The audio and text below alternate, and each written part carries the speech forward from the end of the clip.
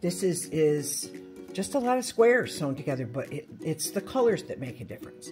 They come in a variety of shapes and sizes. The way you put the colors together is what really makes the pattern, the interesting border treatment and so on. It's part of the appeal to many of the quilters who belong to the North Country Quilting Guild, a community that has encouraged quilters of all skill levels for 40 years to come together, form meaningful connections, and inspire one another.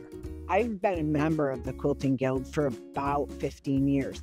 I joined after a friend came back from a quilting retreat from like 3 or 4 days and showed us a completed quilt top that she'd made in that time and told us about what a fun time she'd had and all the sharing and the encouragement she'd received from going to this retreat. And it just sounded like a very fun and supportive environment. There are between 70 and 80 of us most of the time. Some of the people have been quilting for more than 40 years. You've made them for family, you've made them as gifts, you've given them as wedding gifts. We still want to quilt, but the families will say, I don't need any more quilts. It's these moments that give members of the Quilting Guild an opportunity to share their skills with the local population. Through their Caring and Sharing community service project, the quilters not only get to do just that, but also give to those in need. The Caring and Sharing program is a community service that the Quilt Guild has taken on. When quilters quilt, they are looking to share what they've created. They are comfort items. So in that sense, we look for places where comfort would be needed and appreciated.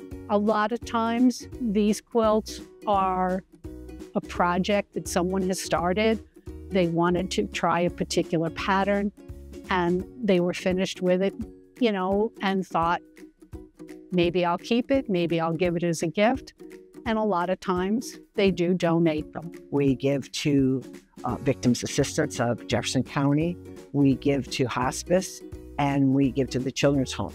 And quilts vary. Some of them are flannel in children's prints. Some of them are more adult prints. Some of them are more feminine, some are more masculine, but it gives the members a chance to continue to quilt and enjoy their skills and pass along something to the community. And to those receiving these quilts, it means the world. The donations we received from the Quilting Guild have gone directly to our clients who are facing unthinkable circumstances with domestic violence situations. When we receive a quilt from the Quilting Guild, usually it's not just one, it's multiple quilts, and they bring them all. I bring them to the shelter, and at the shelter they put them on the beds that are in the clients' rooms. So the clients will be able to keep them for forever. That's something maybe that they have never received as something quite like that before. Something homemade, something that's just theirs. When the women come in, they usually have their children with them. It's very traumatic. So I try to give them quilts that are extra comfy, and again, make sure that there are smaller ones. I did ask once if they ever had any men show up, and they told me they do. So occasionally I'll drop off what I would consider masculine theme.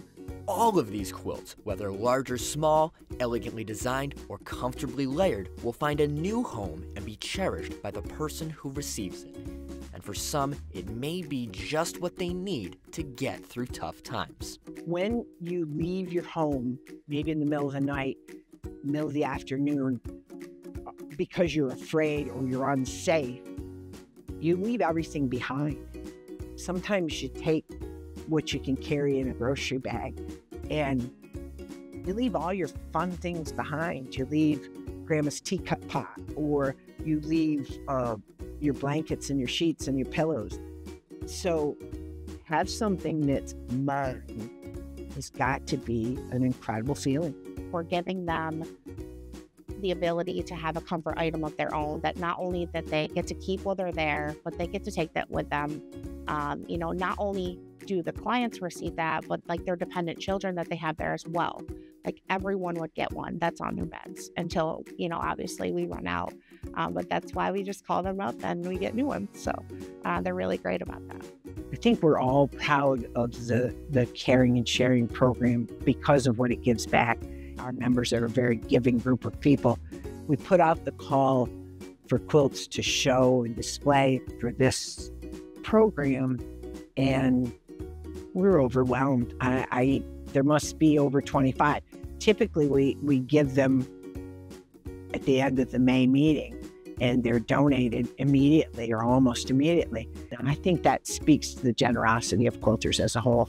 People are welcome to make donations of hygiene goods that we will package in kits to donate to victims' assistance. We're more than happy to provide those items and package them up for people.